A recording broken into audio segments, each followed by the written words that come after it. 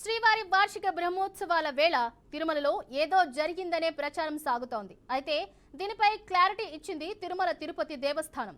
తిరుమల శ్రీవారి ఆలయంలో బ్రహ్మోత్సవాల సందర్భంగా తొలి రోజైన ధ్వజారోహణం నాడు ధ్వజస్తంభంపై గరుడ ధ్వజపటాన్ని ఎగురువేసి తాలూకా కొక్కి విరిగిపోయిందని, ఇది అపచారమని కొన్ని ప్రసార మాధ్యమాల్లో, సామాజిక మాధ్యమాల్లో విస్తృతంగా వదంతులు వస్తున్నాయని, కానీ శ్రీవారి భక్తులు ఇటువంటి వదంతులు నమ్మవద్దని సూచించింది టీటీడీ. సాధారణంగా బ్రహ్మోత్సవాల మునిపే ప్రతి ఒక్క వాహనాన్ని తనిఖీ చేసుకోవడం ఆనవాయితీ.